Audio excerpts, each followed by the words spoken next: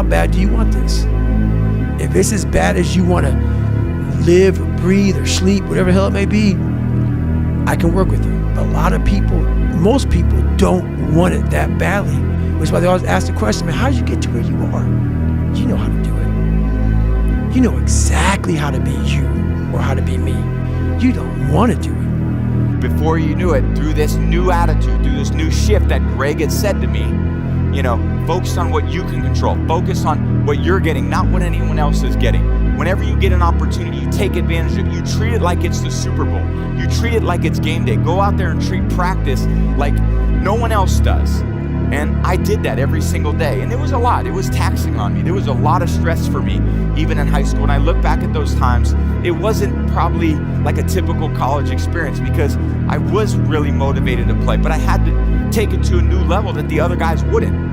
For the boat to make it to its destination, everyone must paddle. You can't change the world alone. You will need some help.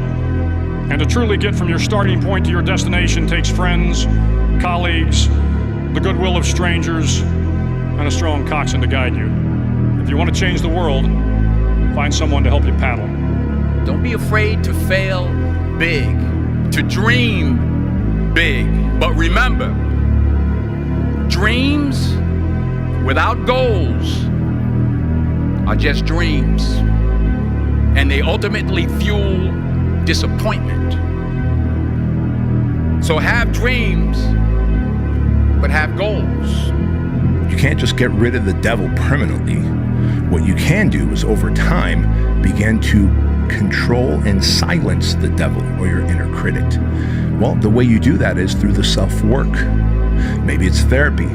Maybe it's always choosing hard over easy. Maybe it is putting through yourself through intentional suffering and adversity because life has become so easy. Life has become so complacent. Life has become so complacent for many of us. Do not swim away. Do not act afraid. And if the shark, hungry for a midnight snack, darts towards you, then summons up all your strength and punch him in the snout, and he will turn and swim away. There are a lot of sharks in the world. If you hope to complete the swim, you will have to deal with them. So if you want to change the world, don't back down from the sharks. What separates me from a lot of people is they go into a daunting task, and the task is overwhelming. Like, when I heard the pull-up record was 4,020 pull-ups, and I was talking about breaking this record, people are like, oh my God.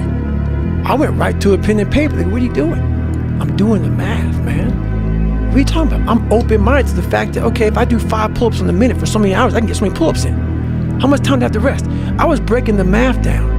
You have to be open-minded to the possibilities that I can do this. Once you shut your mind down to the possibility that it can be achieved, there's no way it can happen. You know how great it felt that I knew where I was going? Imagine the majority of people don't know where they're going. I knew where I was going, that I'm going to become this bodybuilding champion just like him. So it was just a question of how do you do it? I was so relieved because when you have a goal, when you have a vision, everything becomes easy. Use what you've got. And so a lot of people think that they need to fix their conditions in order to get like the perfect conditions before they start. But the perfect condition is whatever one you're in, because it gives you whatever assets you have. That's the cards that you're dealt. And so you just play the hand. And a lot of people have great cards. It's like, man, I'm so afraid of it. It's like, use it. It's like, I have nothing. It makes you very dangerous because you have nothing to lose. Now this is what you got to do. Identify your gift and get busy with it. God gave all of you a gift. Identify your gift. It is the thing that you do the absolute best with the least amount of effort. That's your gift. Get busy at that. If it's drawing, if it's teaching, if it's sharing, if it's caregiving, he put that gift inside of you. He didn't hide it under a rock or put it under the mountain or put it on the mountain somewhere. He put the gift in you. Why not? That's the thing. All I'm doing is sparking the awareness in others to go, why not? Why can't I create? Why can't I start? Why can't I be a business? Why can't I be a CEO? Why can't I be a tech guru? Why can't I create cooking products, lotion, scents? There's so much that some people just don't understand they can do. Let me be a spark to show how many different, you don't have to do just one thing. When it's all said and done, my book is gonna be full of all the shit that Kevin Hart did. Cause I never was content with doing just 1, 2, or 3.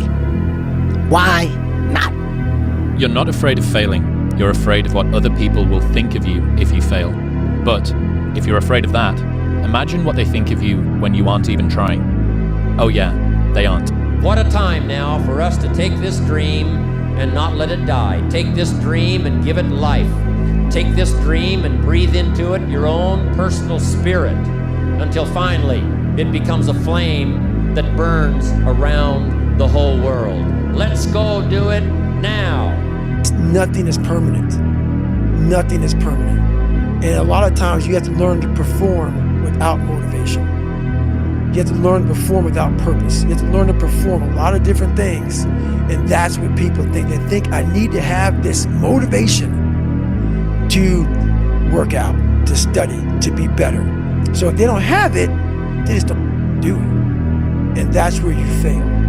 We all have a narrative of our lives, and you can choose that narrative. It's fucking simple. That's basically what behavioral therapy tells you, is that it's all a projection. Everything in your life is a projection. You know, you say, I have these attributes, I've accomplished these things, or you can say, I lack these things, and I up these things. And you can live your life putting that energy out to people, and it's as simple as just literally sitting down and thinking about how you want to see yourself. You've got to accept yourself for what you've done wrong. Do your best, and also find some difficult shit to do, because that gets away a lot of the anxiety that you carry around in your body. A lot of difficult things make regular life less difficult. And that sounds so simplistic, but particularly physically difficult things. Because when you do things that are physically difficult, the strain of making yourself do those things, it's very valuable. It's not just valuable like exercise and fitness and martial arts and running and whatever you're doing that's really difficult. It's not just valuable in terms of like health and the way you look, but it's also valuable for your mind, maybe even more so. Because regular life can be confusing, and little things that go wrong and little problems that arise are exacerbated by the fact that you're not accustomed to dealing with hardship. So creating your own bullshit. You have to learn to train your mind well beyond motivation. If you have motivation, that's great. That's some kindling to the fire. All it takes is a little spark, you can burn a whole forest up. But motivation, you have to learn to exist without it. You have to learn to be, you have to be your best self when you're least motivated. And that's the tricky part about all that shit. Motivation is just a word. You have to have these different things in your mind on where you want to go, and know that motivation is not going to get me there. Because I'm not going to always be motivated. At some point, everything's going to go south on you. Everything's going to go south, and you're going to say, this is it. This is how I end. Now, you can either accept that, or you can get to work. That's all it is. You just begin. You do the math. You solve one problem, then you solve the next one, and then the next. And if you solve enough problems, you get to come home. Be the hero of your own movie. Write down your goals. Write down things you want to improve. Write down things you won't tolerate from yourself. Write down things that you've done in the past that you never want to see yourself do again. Build momentum. You can do it. Anyone can do it. We live in unique times. We live in one of the rarest times in human history where you can choose almost all the input that comes your way. You can choose to be inspired. Do that. When you want to achieve the highest goal of all time, you are going to have to learn how to get your ass kicked all the way up that damn mountain, because you are going to have a million setbacks on this journey. If I want to be way up here, it's going to take a bunch of small micro failures along the way. But you have to understand that that is part of the process. Your tired body, that unmotivated mind, and get out there and do it anyway. You know, you better fight yourself, because you're not only winning when things are going your way. You got to figure out how to win when things aren't going your way. You got to figure out when your body's fighting you, when your mind's fighting you. How do you still, just say, I'm gonna beat my mind today. 10 years from now, you will surely become someone. The big question is, who? What are you becoming? What do you want to do economically? Where do you want to go? What do you want to be? What would you like to have? What would you like to share? How much would you like to earn? How far would you like to go? Those are some major questions to ask. And if you go to work on it now, sure enough, in a very short period of time, you can take on a new direction to become the kind of person you want to be. Your laziness is something that has to do with you. You're not connected to something deep enough. You don't feel the necessity. You don't feel the devil at your heels. You don't feel the fact that you could very well die tomorrow that will impel you to get something done. There's no necessity behind it. And the human animal, the way we were created, is when we feel pressure, we feel the necessity to get things done. We can move mountains. So you have to create necessity in your life. You have to create the need to get things done. You have to give yourself deadlines. You have to remind yourself that tomorrow everything could go kaput. COVID could come back. You could be fired. You could die. You could have an illness.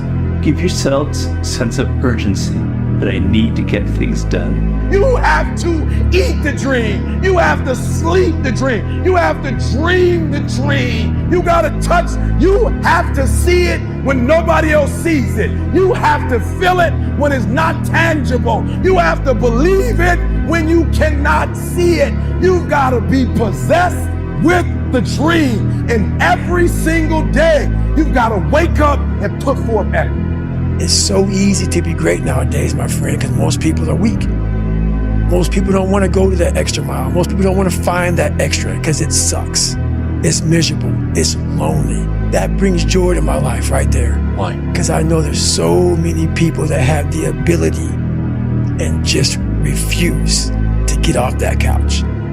Refuse to study a few more hours. Refuse to go deeper, to go further. And that's where I gain the advantage. Discipline your thoughts. Stop thinking too much. Don't go into the past. Don't go into the future. Be in the present. Why?